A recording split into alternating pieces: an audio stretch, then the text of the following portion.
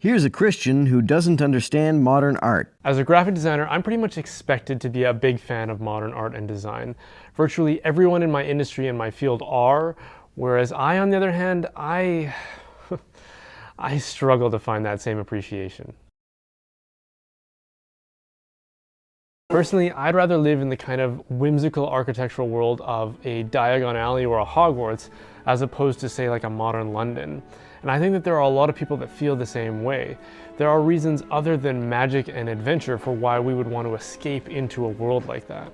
The sad part is, our ancestors did live in a visual world like that.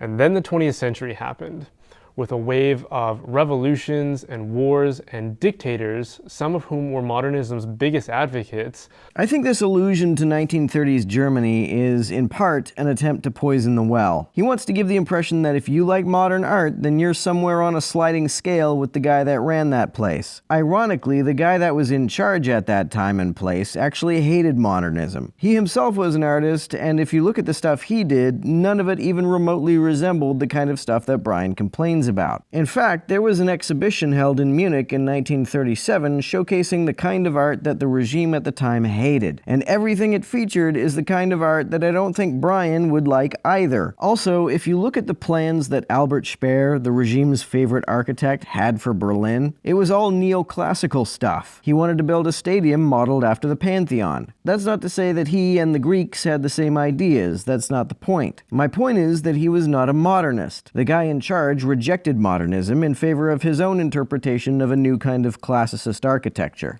Beautiful art movements like Art Nouveau and Art Deco gave out, and we've been stuck with modernism ever since. Well, first of all, Art Deco was part of the modern art movement, and secondly, we haven't been stuck with modernism ever since because since the heyday of modernism, we've had postmodernism. Now, because I'm so drawn to the artistic accomplishments of previous generations, it shouldn't surprise you that I often try to draw inspiration from those accomplishments in my own trade as a graphic designer.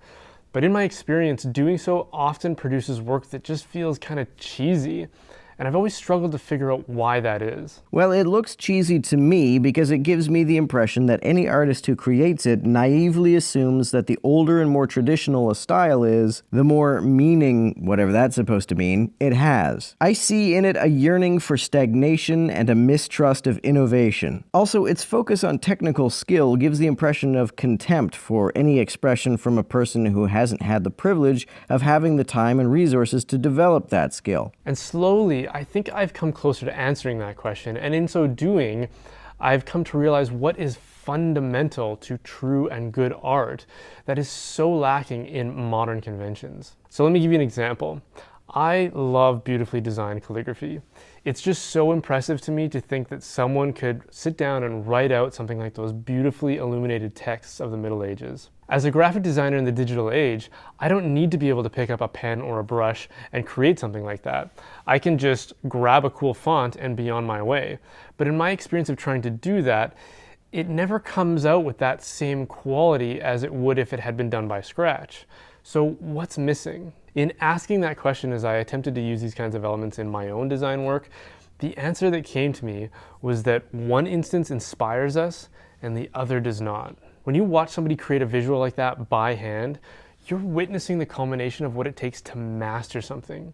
You're witnessing human excellence, and when you do, it inspires you. Modern art is also inspirational, but instead of inspiring people to merely acquire a mechanical skill, it inspires people to originality and innovation. If you make art that is highly technically skilled, you can impress people with that skill without any creativity whatsoever. If someone commissions you to create a high-resolution image in Paint, doing so certainly takes a lot of technical ability, but if you're just recreating an image in Paint, that doesn't necessarily require any creativity. You would be nothing more than a glorified human printer. If you paint something abstract or surreal, then you have to come up with every aspect of the painting yourself, rather than just creating an image of something that already exists. There's more creativity in that. That's more impressive and inspiring to me than a hyper-realist portrait that just looks like a big photograph. Take, as an example, the favorite punching bag of people who say they don't like contemporary art, Jackson Pollock. It doesn't take a lot of technical skill to drip paint on a canvas like Jackson Pollock did. He just drunkenly dripped paint all over the place. I could do that. Many people could do that. But what is impressive about his work is that he had the idea of dripping paint on a canvas,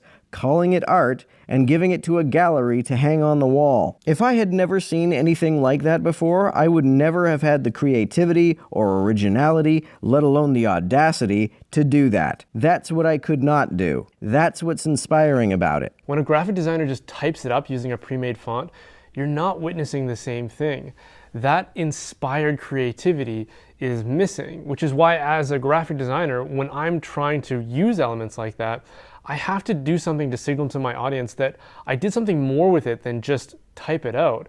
I have to dress it up. I have to do something that's actually creative to provoke the kind of response that I would want to get, the kind of response that people have when they see truly good and beautiful art. And that for me is what's missing from a lot of modern art. How many times have you been to a modern art exhibit and said or had somebody say to you, "What's so great about that? I could do that." Well, even if it is easy to physically create, it is still often something I would never have been able to think up myself. But even when it comes to the stuff I could have come up with myself, I can still enjoy it. While being inspired by art is part of its appeal, it isn't the only appealing thing about art. My favorite painter is Mark Rothko. His paintings don't look like they are particularly difficult to come up with or to physically create. That doesn't make them any less beautiful to me. It doesn't make them any less art. It doesn't matter that they look easy to make. What they're in effect saying is, that doesn't inspire me. Show me something that I couldn't do. If you walked into a place like the Sistine Chapel and looked up at Michelangelo's masterpiece, you would never hear somebody say something like, "Meh, I could do that." Instead, we stare up at it until our necks hurt, wondering how another human being, a creature with the same starting point as you and I, could produce something so incredible. It makes us wonder and it draws us out of ourselves and the limits we place on ourselves.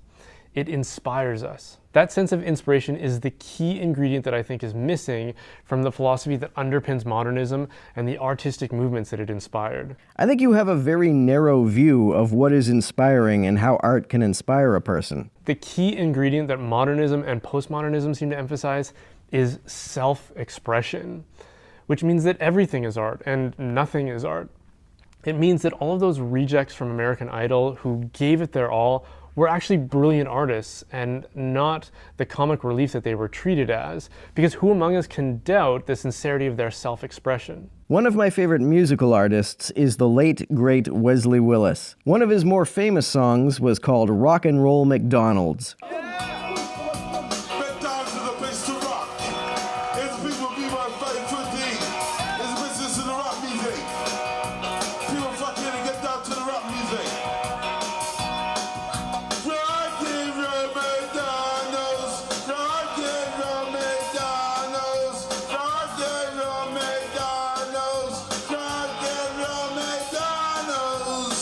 Now, Mr. Willis was not evidently a conservatory graduate. Nonetheless, I find his music to be very inspiring because who writes a song about McDonald's being a cool place to rock out? I'll tell you who doesn't write a song about that. Elitists who think such a sentiment is unworthy of artistic expression, especially by someone who hasn't cultivated what those elitists would recognize as artistic skills, and cowards afraid of what the elitists will think if they express such a thing. True art should amaze us, it should impress us, and it should inspire us.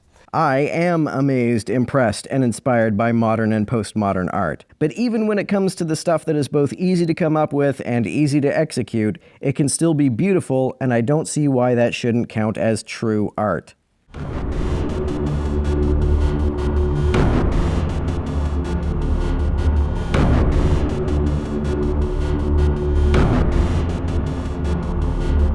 To everyone who helps me out on Patreon, you're a big help. Thanks so much.